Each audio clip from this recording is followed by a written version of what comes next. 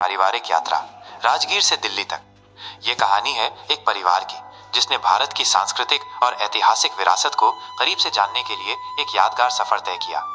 ये यात्रा सिर्फ नई जगहों को देखने तक सीमित नहीं थी, बल्कि इसमें कई रोमांचक अनुभव, सीख और दिल को छू लेने वाले पल शामिल थे। भाग 1, सफर की शुरुआत, सपनों का पिटारा। यह सब तब शुरू हुआ जब परिवार ने मिलकर तय किया कि इस बार छुट्टियां सिर्फ घर में बैठकर नहीं, बल्कि कुछ नया देखकर मनाई जाएंगी। बच्चों की खुशी का ठिकाना नहीं था।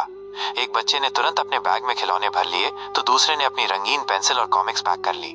बड़े बुजुर्ग टिकट और रहने की जगह की व्यवस्था में लगे थे, लेकिन बच्चों के लिए तो ये सफर किसी सपने के पूरा होने जैसा था, जहां वे ट्रेन में बैठकर अनजान रास्तों पर निकलेंगे। भाग 2, राजगीर, इतिहास और प्रकृति का संगम। हमारी यात्रा का पहला पड़ाव राजगीर था। ये जगह पहाड़ों और हरे भरे नजारों से घिरी हुई है। यहाँ की हवा में एक खास तरह की शांति महसूस होती है। सबसे पहले हम गृधकूट पर्वत गए। पहाड़ की चोटी तक जाने के लिए हमने रोपवे का इस्तेमाल किया, जो बच्चों के लिए किसी हवाई जहाज की यात्रा से कम नहीं था। वे खुशी से चिल्ला रहे थे, देखो हम हवा में उड़ रहे हैं। ऊपर पहुंचकर हमने वो जगह देखी जहां भगवान बुद्ध अपने शिष्यों को उपदेश देते थे। वहां बैठकर हमें अद्भुत शांति का अनुभव हुआ। इसके बाद हमने गर्म पानी के झरने देखे। यहाँ का पानी इतना गर्म था कि बच्चों ने जैसे ही पैर डाला वे हंसने लगे। लोगों ने बताया कि ये पानी सेहत के लिए बहुत अच्छा होता है। भाग 3, पटना, शहरी हलचल और जीव जंतुओं की दुनिया। राजगीर की शांति के बाद पटना की भीड़ भाड़ देखकर बच्चे थोड़ा हैरान हुए। हर तरफ गाड़ियों का शोर और लोगों की चहल पहल थी, लेकिन इस भीड़ में भी एक रोमांच छिपा था, माइनस पटना चिड़ियाघर। चिड़ियाघर में हमने तरह तरह के जानवर देखे। शेर और बाघ को देखकर बच्चे रोमांचित और थोड़े डरे हुए भी थे। हाथियों को इतनी करीब से देखकर वे दंग रह गए, और बंदरों की शरारतें देखकर तो सब हंसते हंसते लोटपोट हो गए। वहां मौजूद रंग बिरंगे पक्षियों ने भी बच्चों का मन मोह लिया। चिड़ियाघर से लौटने के बाद बच्चों ने अपने अनुभव को तस्वीरों में उतारना शुरू कर दिया, जिससे उन्हें प्रकृति के बारे में और जानने का मौका मिला। भाग 4, नालंदा, ज्ञान का खजाना और इतिहास की गवाही। पटना से आगे का हमारा सफर नालंदा की ओर था। यहाँ हम नालंदा विश्वविद्यालय के खंडहर देखने गए। ये लाल ईंटों से बने खंडहर आज भी अपनी भव्यता की कहानी सुनाते हैं। हमने बच्चों को बताया कि ये दुनिया का सबसे पुराना विश्वविद्यालय था, जहाँ हजारों छात्र पढ़ाई करते थे। हमने उन्हें ये भी बताया कि यहाँ एक विशाल पुस्तकालय था, जिसे आक्रमणकारियों ने जला दिया था। ये सुनकर बच्चों ने दुख जताया, इतनी सारी किताबें क्यों जलाई गईं?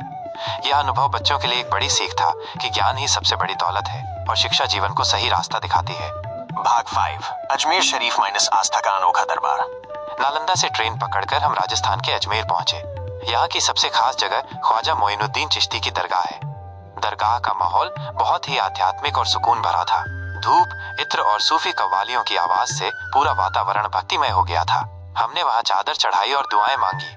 बच्चों ने पूछा कि यहाँ इतने अलग अलग धर्मों के लोग क्यों आते हैं। हमने उन्हें समझाया कि ये एक ऐसी जगह है जहाँ सब बराबर है और यहाँ आस्था की कोई सीमा नहीं होती। भाग 6, दिल्ली, आधुनिकता और इतिहास का संगम। हमारी यात्रा का आखिरी पड़ाव देश की राजधानी दिल्ली था। यहाँ हमने कई ऐतिहासिक और धार्मिक स्थल देखे। सबसे पहले हम निजामुद्दीन औलिया की दरगाह गए। दिल्ली की भीड़ भाड़ भरी सड़कों के बीच यहाँ आकर हमें एक अलग ही शांति महसूस हुई। इसके बाद हमने कुतुब मीनार देखी। इसकी ऊंचाई देखकर बच्चे हैरान रह गए और पूछा, इतनी ऊंची इमारत कैसे बनी होगी? हमने उन्हें बताया कि ये भारत की शानदार स्थापत्य कला का एक नमूना है।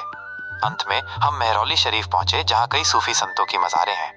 यहाँ का शांत माहौल और आपसी सद्भाव देखकर बच्चों ने कहा, यहाँ तो सब लोग एक दूसरे के दोस्त जैसे लगते हैं। निष्कर्ष, एक सफर, कई अनुभव। इस पूरी यात्रा ने हमें कई महत्वपूर्ण बातें सिखाई। हमने जाना कि भारत का इतिहास सिर्फ किताबों में ही नहीं, बल्कि हर जगह बिखरा हुआ है। इस सफर ने हमें और बच्चों को ये सिखाया कि आस्था और धर्म लोगों को एक दूसरे से जोड़ने का काम करते हैं। सबसे बढ़कर इस यात्रा ने हमें ये एहसास कराया कि अनुभव ही सबसे बड़ी शिक्षा है और भारत की विविधता ही उसकी सबसे बड़ी ताकत है।